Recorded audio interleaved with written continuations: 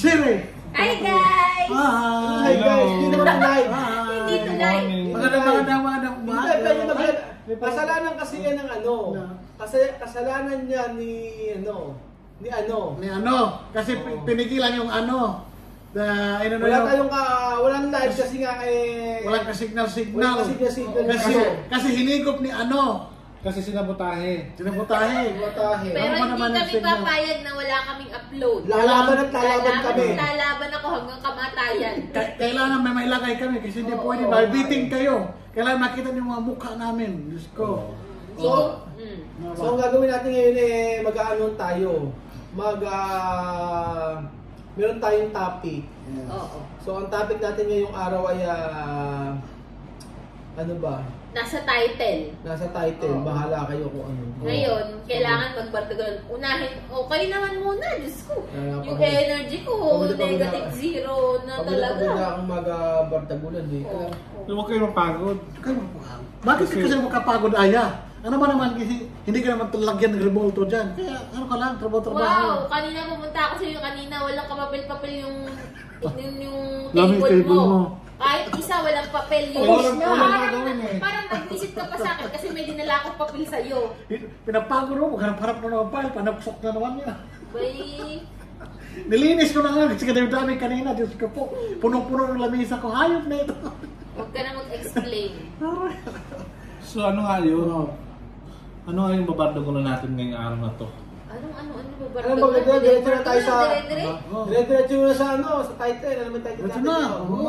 Ano ba yung mga... Wala pa 1 minute pa lang. 1 minute pa lang, 1 minute and 51 seconds. Abay, parang tinatamad ka na ha. Bukas ang pinto. Pero at least maka 15 minutes, naka 10 minutes lang tayo. Kasi pag mga 15-30 minutes, ang tagal nyo mag-upload. Ganun, so 10 minutes Pinaka-counting minutes, mabilis ma-upload.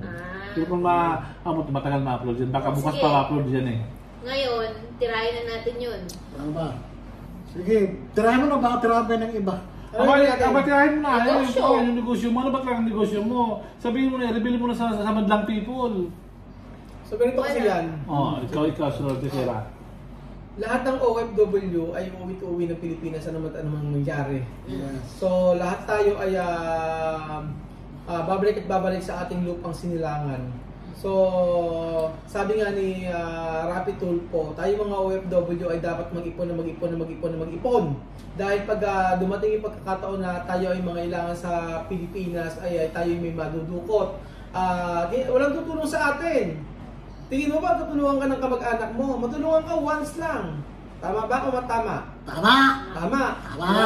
So dapat hanggang ikaw ay malakas, magtrabaho. Correct. At pagka nagtrabaho ka, ay mag-ipon. Tama. Hindi yung pag-uwi ng Pilipinas. Yes, sir.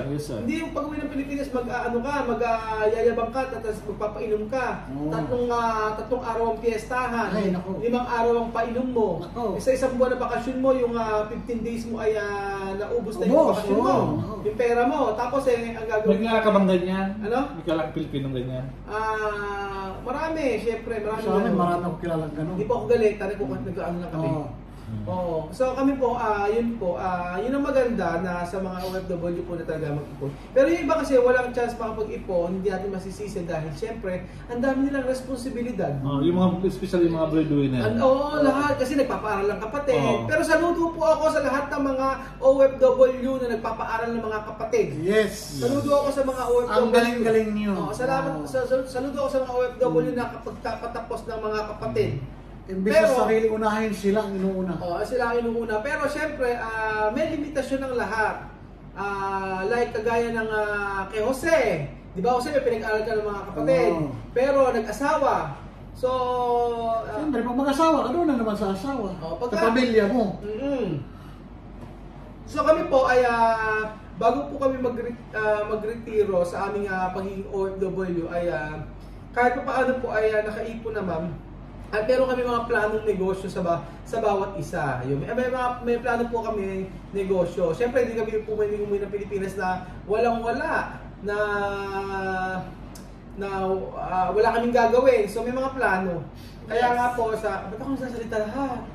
Sabi ko gusto magsalita. Ayaw ko magsalita. O yun. So, ano bang face reveal mo? Ay, face reveal.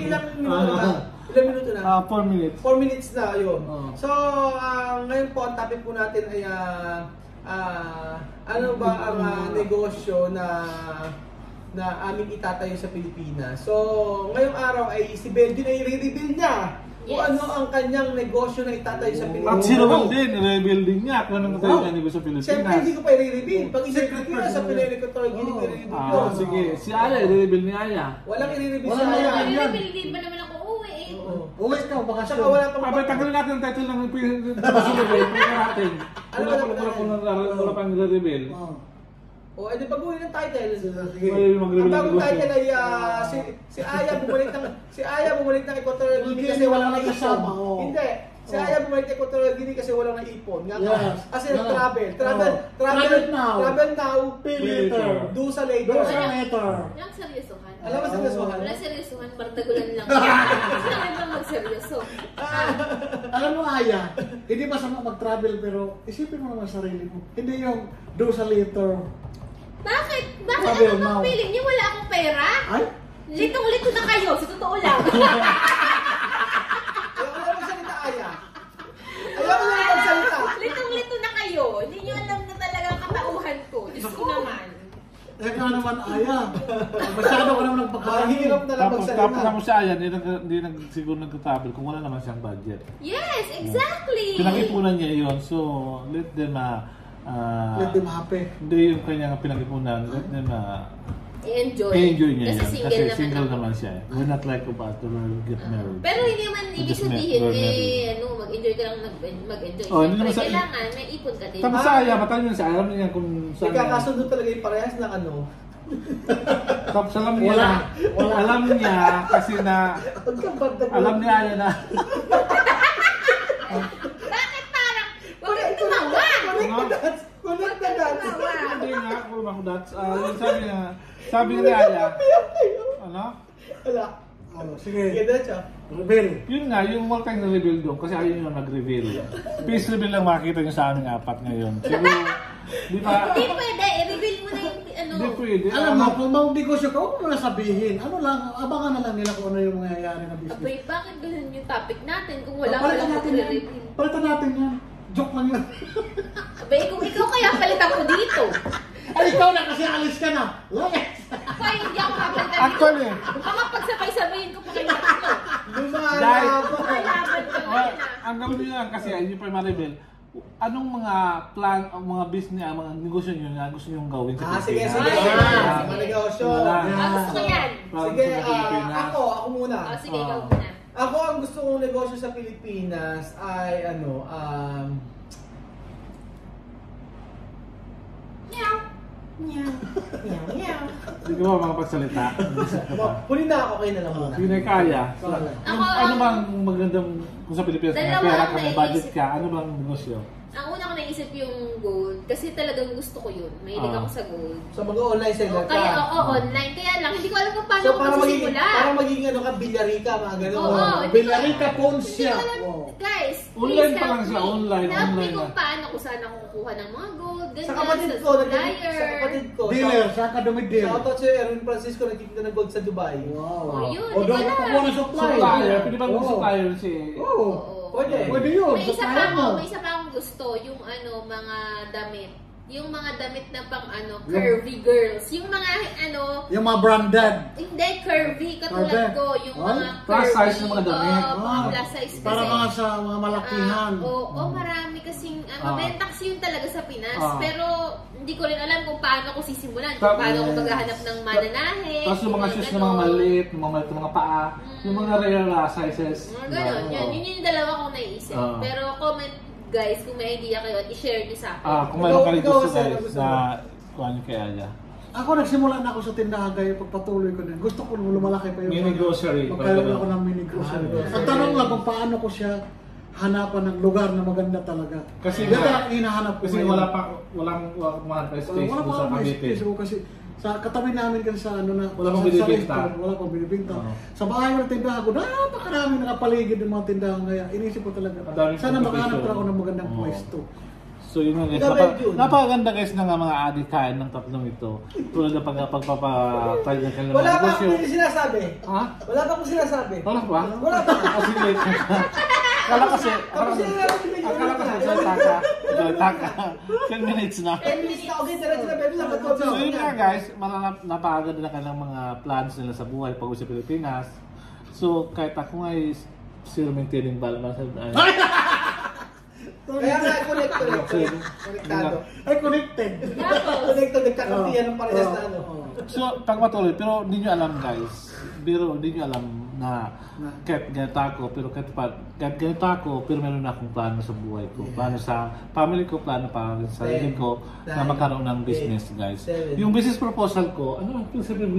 Kailangan 12 minutes po sila. Bakit? Yung business proposal ko, makapagpatayo ako ng isang maliit na parang siya, yung foundation. Ano ba? Foundation na. Ha? Ano ba? Para sa mga Foundation dito? mahihirap. Para sa mga mahihirap. Para gusto ko makatulong sa mga tao guys. Parang yun ang Bayan po nan. ultimate goal ko guys. Yung Bayan po nan. Parang ganun Sandali. guys. Hindi pa So yun nga guys, so parang kote ako ng bahay na pwede kong foundation para tumulong ako sa mga mahirap sa aming lugar. Yun lang masabi ko guys. I'm not running for any politics or any in the government, but just only my humble plan, yun guys. So sana kayo supportahan nyo guys, yun parang ganun. It's not a non-profit organization. It's a non-profit organization pala guys. Pagtawag doon. Profit organization ba tawag doon? Napakaganda nga ng adhikain mo. Napakaganda, wala akong masabi. Thank you. From the heart. Kaya lang, bago ka tumulong sa iba, tulungan mo muna yung sarili mo. What? Anyan ka na naman eh. Oo nga, Lagi naman tayo eh. Lagi naman tayo eh. Lagi naman. Ano ba yan? Kaya? Ay, Diyos ko. Hindi ko na alam kung ano mangyayari sa buhay ko. Lagi na lang binabasa ko ng tatlong to. Lagi na lang ibasa. Kahit ano na nataplano ko, binabasa ko. Puro ng kontra, guys. Leave comment below, guys. Kung ano ba talaga, kailangan ba talaga akong palayasin ko tatlo sa dos Pilipinos. Kung ito lang una Pilipino itong vlog na to. Ibalik ko sa dating original na may-ari nito. What do you think, guys? Kasi nga, lahat na lang naisip ko, plano ko, opinion ko, kinokontra. So what's the essence of being a Filipino? If some Filipinos ay sinisiraan ako. So anong masabi ko yan? Alam mo ba yung sinasabi masama si Aya? Abot ko lang sa endo. Ano? Magsalita ka. Sino rin na magsalita?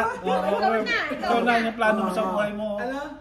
Yung plano mo sa buhay mo. Ang plano ko ay, bakit gusto ko makita yung mukha mo? Ang plano ko sa buhay, gusto kong ako po gusto kong magtayo ng non-profit organization. Wala ka talagang pa. Original. Gusto ko magtayo ng foundation, yung makakatulong sa mga kapwa, yung mga ganon. Tapos Tumahimik ka lang nga. Wala kang magginagay. Sabihin mo yung totoo. Ano ba? Ano ba? magtatayo ng non-profit organization. Tapos yung sarili, Hindi matulungan. Tumira. Ano may tulong sa'yo? Ano bang di matulungan na yan? Baka di mo alam kung magkano na yung pera ko dyan sa bank. Sa BDO, sa BPI, sa Metro Bank, alam na ko lang pera ko dyan. Alam mo na yun. Baka di alaman dyan. lahat decline. Gusto bilhin ko pang maangkan mo.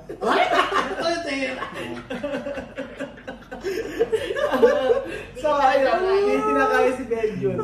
So ayun, hindi, seryoso na. Seryoso.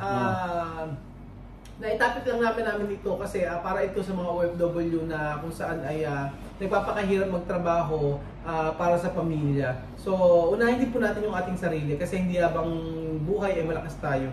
So, mag-ipon po kayo at mag-ipon po tayong lahat para po sa ating sarili. Kasi pag dumating yung time na wala nang tutulong sa atin, meron tayong madudukot. Kaya wag po, promise sa akin based my experience talaga, dapat talaga mag-leave kayo ng mag-ano kayo ng portion ng sahod nyo na kung saan ay meron kayong ipon monthly. Kahit na yan ay 100 pesos, 200 pesos o 1,000, basta may percentage na sahod na ilalagay nyo na para sa inyo at wag nyo ipapadala lahat. Maniwala kayo, makakagawa po ng paraan yung pamilya natin sa Pilipinas. Kapag ka humingi ng ang pamilya mo, kailangan ko ng ganito, Isin nyo. Basta kung ano yung kaya nyo, yun lang ipadala. Bigay. Maniwala po kayo sa akin kasi yun po talaga ang dapat nyo gawin. Kasi kapag kayo ay nagkasakit, pwede hindi yung kung sasakay tatakbo. Ganun. Bali nyo ang sarili nyo. Dapat tuwal maging pa ka sa insurance, health insurance, para at least insure Tapusin ka. natin yung video bed. Para insure tayo lahat. Yun nga guys, in addition with the Ruel explanation, we also encourage guys na magkuha kayo sa mga health insurance. Gaya ng mga, mga insurance na natin kasi in case magamit natin yun. O may sabi nga ni may St. Peter, mayroong mga, para ma-insure din yung health natin. Kasi di pagtanda natin, kailangan natin ng ganyan. Kung tayo sa hospital, wala ba tayong pill o anything that kailangan ganun dapat guys. Kung agad maaari bayaran nyo, halimbawa sa SSS, magbayad kayo ganun, kahit mag-ano kayo, importante kagaya pag sa SSS nabayaran nyo at the age of 60 meron kayong makukuha kahit paano. So basta sa lahat ng OFW ang mapapayo lang namin ay magtira kayo ng wag 100% ibibigay niyo sa pamilya niyo.